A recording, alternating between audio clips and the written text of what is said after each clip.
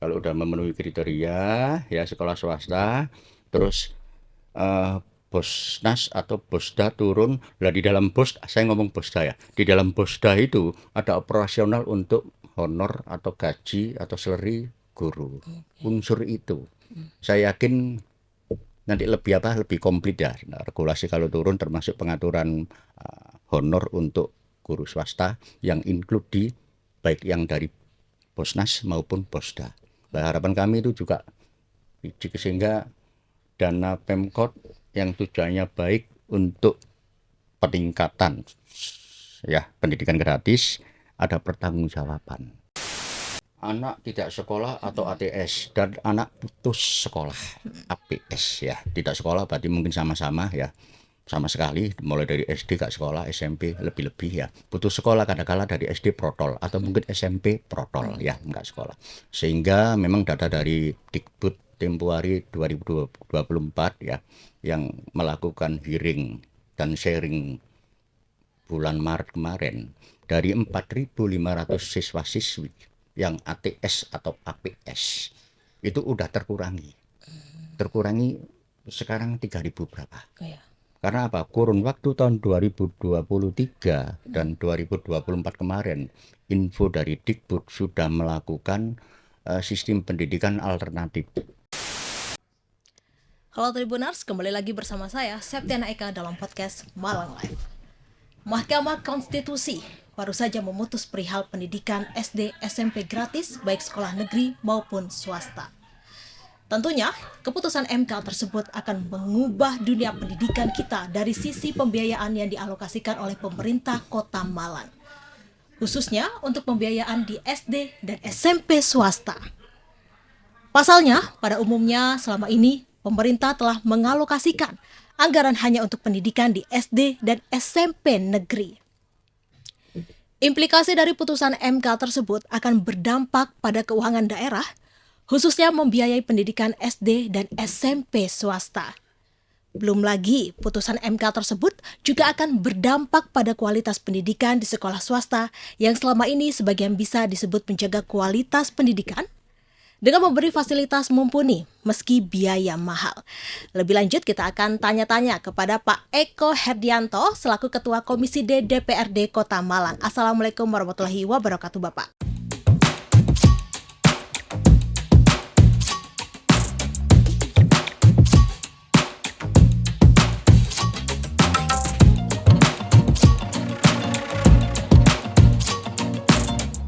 Waalaikumsalam warahmatullahi wabarakatuh Mbak Eka. Ya, sehat ya Pak? Alhamdulillah sehat semua ya. Oke, mungkin bisa disapa dulu Pak Tribuners yang ada di rumah. Baiklah, Assalamualaikum warahmatullahi wabarakatuh. Selamat siang buat publik Kota Malang yang mungkin nantinya senantiasa mengikuti podcast dari Tribun News atau Surya ya. Cabang Malang yang mana pada siang hari ini saya mendapat undangan untuk memberi jawaban perihal putusan MK yang terbaru. Tapi sedikit perlu saya sampaikan, sedikit saya perkenalkan, walaupun tadi sudah dikenalkan oleh Mbak Eka selaku moderator acara ini. Nama saya Eko Herdianto, asli Malang. Posisi sekarang sebagai Ketua Komisi D DPRD Kota Malang. Berasal dari fraksi PDI Perjuangan.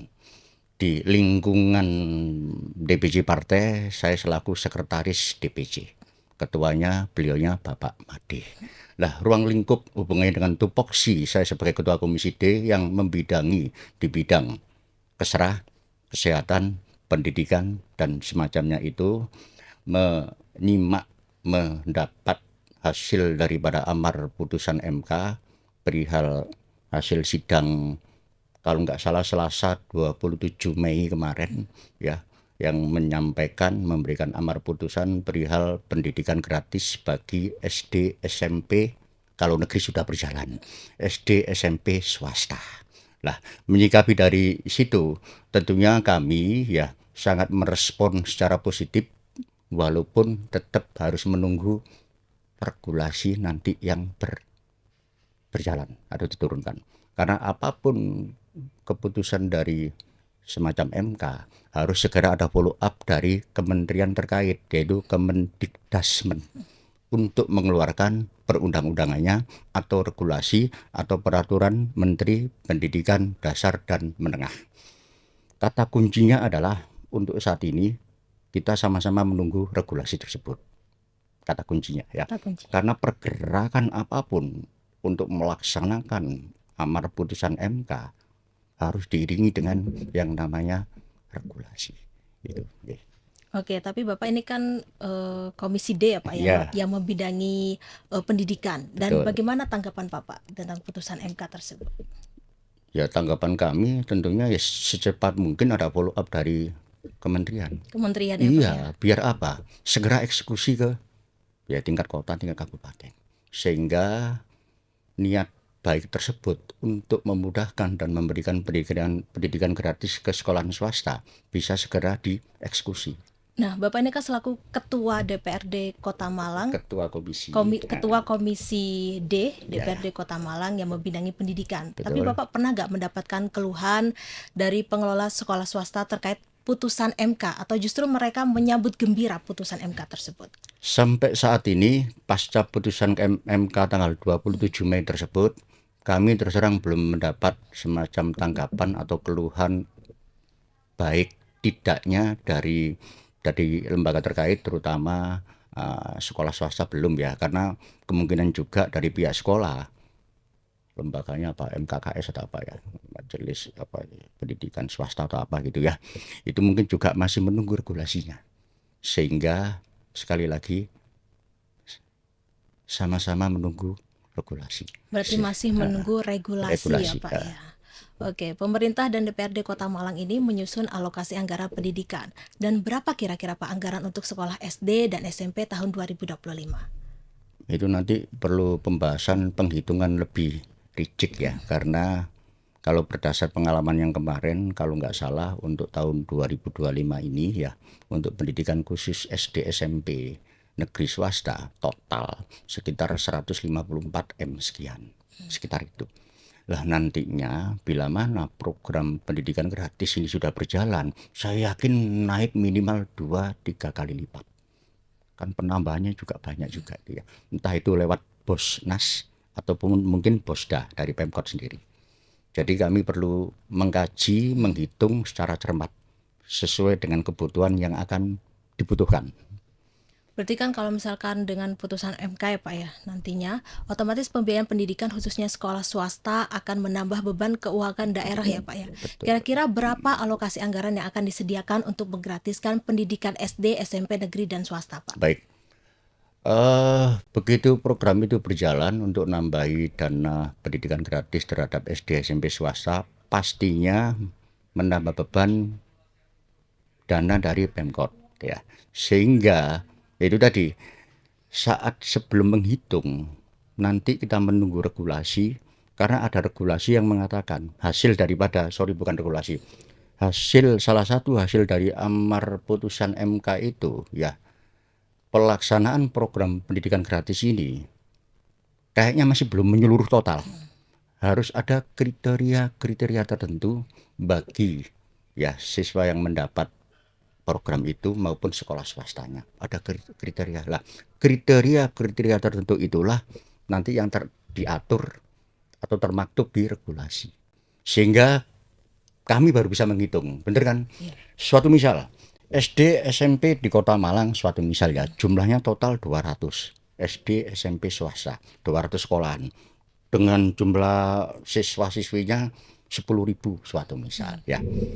Nah, dari 200 SD SMP swasta kan belum tentu, terutama tahun pertama semuanya mendapat ini, harus memenuhi kriteria tadi sesuai dengan regulasi. Sehingga berapapun jumlah SD SMP yang sudah memenuhi kriteria, itu jumlah siswa-siswinya baru kita hitung kebutuhannya.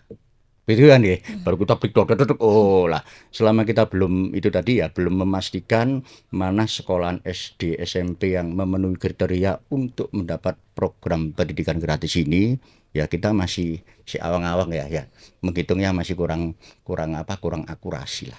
Jadi kita tunggu itu dulu.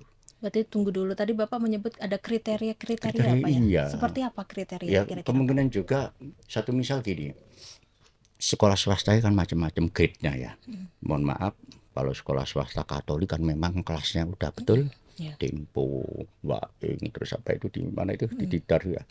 Terus ada sekolahan sing menengah, level menengah, entah sekolah berbau agama dari Katolik Kristen, NU, Muhammadiyah atau apa. Ada sing sekolah swasta sing bener-bener menyedihkan, betul? Ya, Nah, betul. berdasar itulah kriteria muncul.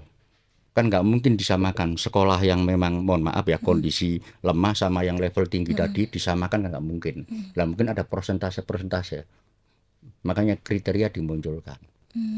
Dan di dalam amar putusan tersebut Mbak Eka ya disampaikan juga bahwa sekolahan swasta dibolehkan untuk ya demi meningkatkan program itu untuk membiayai mengambil sumber dana dari siswanya atau sumber lain itu Ya. dibolehkan, Dibolehkan.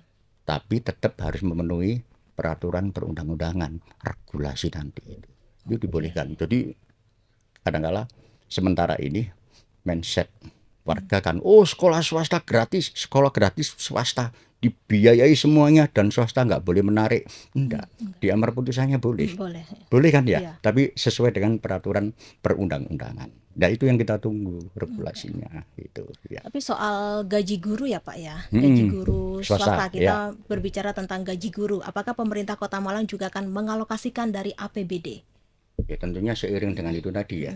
Kalau udah memenuhi kriteria ya sekolah swasta, terus Bosnas atau Bosda turun. Lah di dalam saya ngomong Bosda ya. Di dalam Bosda itu ada operasional untuk honor atau gaji atau salary guru. Unsur itu. Saya yakin nanti lebih komplit ya. Nah, regulasi kalau turun termasuk pengaturan honor untuk guru swasta yang include di baik yang dari Bosnas maupun Bosda. Nah, harapan kami itu juga sehingga dana Pemkot yang tujuannya baik untuk peningkatan ya pendidikan gratis ada pertanggungjawaban, termasuk pengeluaran untuk honor atau gaji guru, sehingga jangan sampai gara-gara niatnya api tapi ini lah gitu kan ya melanggar peraturan. Tapi Gitu. kira-kira gaji yang akan diberikan kisaran berapa Pak untuk guru swasta? Ya, idealnya kan ya UMR lah idealnya. UMR ya, Pak, ya? Lah. Walaupun ada kriteria namanya tukin tunjangan kinerja atau apa sing lek orang swasta kan uang lembur ada apa ya harus ada perhitungan khusus ya. Tapi lek menurut saya idealnya ya UMR lah. UMR Kasihan lah. Kota Malang ini ya Pak, Iya ya, kan idealnya. banyak juga saya mendengar guru-guru swasta yang di SMP bahkan SMA sing gajinya masih di bawah 2 juta. Padahal dia udah mengabdi selama 5 tahun, 6 tahun, 10 tahun kan kasihan. Kalau harapan saya gitu ya. Harapannya memberikan gaji UMR Kota Malang ini ya Pak ya, demi kesejahteraan Demi guru-guru swasta kesejahteraan. ini. Nah, kapan DPRD dan pemerintah Kota Malang membahas alokasi anggaran untuk mengimplementasikan putusan MK tersebut Pak? Kira-kira. Secepatnya seiring dengan regulasi yang sudah turun. Betul?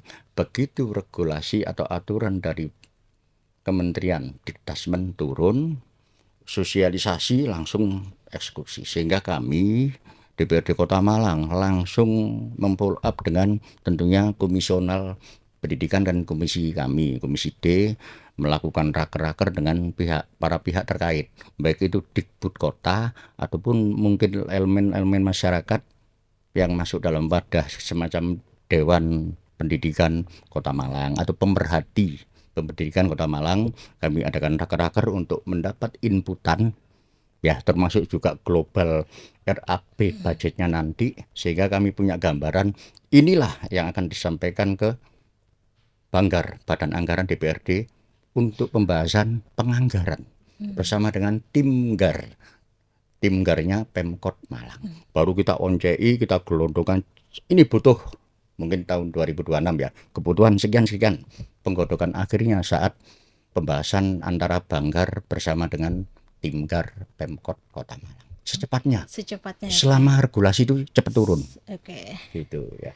Dan di Kota Malang ini kan ada 284 SD swasta ya Pak ya, dan 83 SMP swasta. Ya. Jumlah siswa SMP swasta ini 4.928 anak, dan SD swasta dan negeri sekitar 69.646. anak. Apakah Bapak yakin pemerintah Kota Malang mampu mengalokasikan anggaran untuk para siswa tersebut, Pak? Insya Allah, Insya walaupun Allah. secara bertahap ya. Ya. Karena kalau digotong ya, di cover Pemkot Kota Malang dalam tahun pertama mungkin masih agak kewowokan bahasa Jawa ya, agak berat. Karena apa? Ya. Ini dengan program efisiensi ini kan kita juga Iya. berpengaruh. Sehingga nantinya yaitu tadi ya, perlu perlu perlu harapan saya ya juga ada perlu peningkatan Bosnasnya. Ini program pusat, pemerintahan pusat, harapannya Bosnas yang sekarang udah turun semakin ditambah. Sehingga dana pendamping Bosda dari Pemkot juga ikut menyertai. Sama program seperti program makan gizi gratis atau semacam itu, kalau digotong Pemkot atau Pemkap saja berat. Berat ya, Pak ya? Berat. Maka dari itulah dengan rencana program ini berdasar regulasi nanti yang turun, harapan kami tentunya di unsur pembiayaan masih ada subsidi Bosnas yang mengiringi, ditambah, ditingkatkan. Berarti ini harus ada subsidi dari pemerintah ya, Pak ya, Iya, untuk membantu sekolah gratis sekolah swasta gratis ini. dari pemerintah pusat, terus pemerintah kota, semoga ada sumber lain mungkin CSR yang saling supporting. Dengan gotong royong dana inilah insya Allah kita dapat memenuhi program pendidikan Berarti gratis. tadi yang disebutin Bapak itu merupakan cara lain untuk menangani tingginya pembiayaan pendidikan Tingginya SD, SMP negeri dan swasta bener, gratis ya, Pak ya. iya, Berarti menggandeng mitra-mitra kayak mitra-mitra, CSR betul, gitu ya, Pak ya. betul, iya. Ya. Dan bagaimana menurut Bapak menanggulangi supaya tidak ada pungutan liar, Pak, di sekolah ketika pembiayaan SD, SMP negeri dan swasta gratis? Pungutan liar ya kita harus meningkatkan pengawasan secara melekat. Melekat. Ya, Seperti apa, Pak, pengawasannya? melekat itu ya Iya. pengawasan internal dari Dindikbud Kota Malang ya, melakukan pengawasan kepada pihak penerima Bosda dan Bosnas, pihak sekolah SD SMP, terutama pengawasan laporan administratif. Karena bukannya sudon ya, ini ulah oknum, Oke. ada backup laporan entah di SD, SMP. Nah, makanya perlu ada pengawasan yang lebih melekat, ketat, melekat. Ketat dan melekat. Itu internal ya. Iya. Terus dari sisi lain selain Dindikbud yang perlu mengawasi tentunya punya peranan penting yaitu masyarakat. Baik unsur elemen yang pemerhati pendidikan, unsur LSM, termasuk media. Oh, media ini corong utama ya. Begitu media bengok perihal ketidakberesan perihal program-program ini, efek ya. Sehingga menjadi perhatian dan antisipasi dari pihak terkait, terutama Dikbud Kota dalam rangka untuk menjalankan program ini secara baik dan penuh tanggung jawab. Kita sama-sama mengawasi, termasuk Dewan juga lebih itu ya, mengawasi juga. Berarti harus ada kerjasama satu dengan yang lainnya ya, Pak ya. Kerjasama untuk saling mengawasi ya. Saling mengawasi. Tapi ketika misalkan ya, Pak ya, ada yang ketahuan terjadi pungutan liar, sebaiknya lapor kemana, Pak? Kalau lapor resmi tentunya ke Dikbud. Kan ada divisi pengaduan atau apa istilahnya, ada itu di kantor itu ya, ada divisi pengaduan pertama ya. Lek sik gak ono, nggak ada respon cepat, ya bisa di medsos kan, Di medsos kan, diviralkan ya, Pak ya. diviralkan sekarang. Karena sekarang ini kalau nggak viral, nggak di... Biasanya nggak ditanggapi, Iya, kurang nggak ditanggapi. ditanggapi. Sehingga minimal dua cara lah ya. Kita lapor ke pengaduan resmi, kita lapor ke pengaduan medsos. Oke. Oke, tantangan pemerintah Kota Malang nih, Pak, tak sekedar soal anggaran pendidikan gratis bagi SD, SMP negeri dan swasta, tapi juga tingginya anak tidak sekolah, Pak. Pada 2024 tercatat ada sekitar 4.500 anak tidak sekolah. Bagaimana tanggapan Bapak? Anak tidak sekolah atau ATS dan anak putus sekolah, APS ya. Tidak sekolah berarti mungkin sama-sama ya, sama sekali, mulai dari SD gak sekolah, SMP lebih-lebih ya. Putus sekolah kadang-kala dari SD protol atau mungkin SMP protol ya, enggak sekolah. Sehingga memang data dari Dikbud tempo hari 2024 ya, yang melakukan hearing dan sharing bulan Maret kemarin, dari 4.500 siswa-siswi yang ATS atau APS itu udah terkurangi sekarang 3.000 berapa. Iya. Karena apa? Kurun waktu tahun 2023 dan 2024 kemarin, info dari Dikbud sudah melakukan sistem pendidikan alternatif, semacam kejar paket A, paket B, baik itu yang di kelurahan, termasuk di wilayah saya di Polean sini memang ada program itu. Di Polean mungkin 100 orang, mungkin terjadi juga di kelurahan lain ada yang 54, atau mungkin bekerja sama, Dikbud bekerja sama dengan lembaga pendidikan untuk melakukan semacam pendidikan alternatif tadi, kejar paket A, B. Sehingga kalau info dari Dikbud ada pengurangan kurang lebih 1.200 sampai 1.400 siswa-siswi yang sudah diangkat ikut pendidikan alternatif. Pendidikan alternatif. Itu info dari Dikbud ya, sehingga dari catatan yang 4,5 itu insya Allah sekarang berkisar 3.000-an. Oke. Dan kami dari pihak Komisi D tetap memberi support agar setiap tahun harus intens dilakukan sistem pendidikan semacam itu, kejar paket A, untuk mengurangi yang sekarang tinggal 3.000 sekian itu ya. Berarti pemerintah ini benar-benar peduli terhadap pendidikan Sudah anak insya Allah, walaupun di belum Kota Malang maksimal ini ya, Pak, walaupun belum maksimal karena hubungannya kan dengan budget juga ya. ya. Budget juga ya Pak. Terutama tahun ini kayaknya agak stop karena gara-gara program efisiensi anggaran, sehingga dari monitoring kami untuk pendidikan alternatif semacam kejar paket ayo tahun ini kayaknya agak berkurang. Agak berkurang nih Pak. Dibanding 2 tahun Kenapa Pak kemarin. berkurang? Ini hubungannya dengan anggaran itu. Anggaran itu ya, efisiensi Pak, ya? anggaran itu. Berarti Mungkin gitu faktornya efisiensi anggaran saja. Ngaruh banget itu. Ngaruh banget. Walaupun sebenarnya sih pendidikan kan prioritas utama setidaknya berdasar peraturan kan 20% APBD harus itu ya. Sehingga mungkin dari pihak Dikbud juga mengatur slot untuk ini apalagi nanti kalau ada rencana pendidikan gratis itu Gratis tadi. ini ya, Nah, Pak, ya. itu harus tambah itu ya. Jatahnya apa? Jatahnya anggaran untuk Anggaran. Dikbud harus tambah. Kalau sekarang tahun ini mungkin sekitar 400 M-an, tahun depan untuk menunjang kegiatan pendidikan gratis bisa 600 M-an. Bisa terjadi gitu Oke. untuk pendidikan. Untuk pendidikan ya Pak ya. Mungkin ada pesan yang ingin disampaikan Pak Eko kepada Tribuners yang ada di rumah. Ya, tentunya pesan akhir dari wawancara podcast yang hari ini ya, marilah kita bersama-sama sebagai warga Kota Malang ya untuk menunjang perbaikan dunia pendidikan di bumi tercinta ini ya.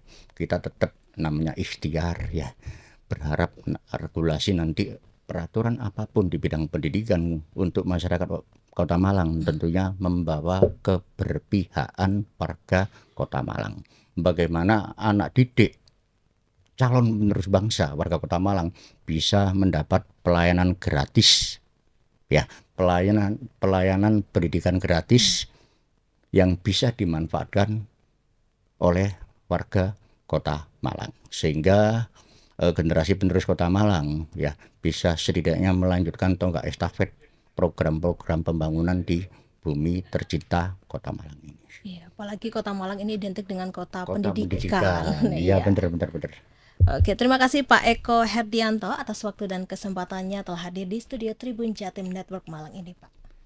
Saya juga menyampaikan terima kasih atas penerimaan luar biasa dari tim Tribun Surya Kota Malang ini.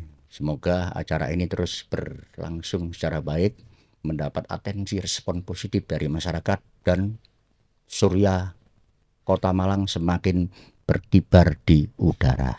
Amin. Amin. Baik Tribuners, sampai di sini dulu perjumpaan saya kali ini. Saya Septiana Eka dan Bapak Eko Herdianto pamit undur diri dan sampai jumpa kembali lagi dalam podcast Malang Live episode berikutnya. Assalamualaikum warahmatullahi wabarakatuh. Waalaikumsalam. Download Tribun X sekarang, menghadirkan lokal menjadi Indonesia.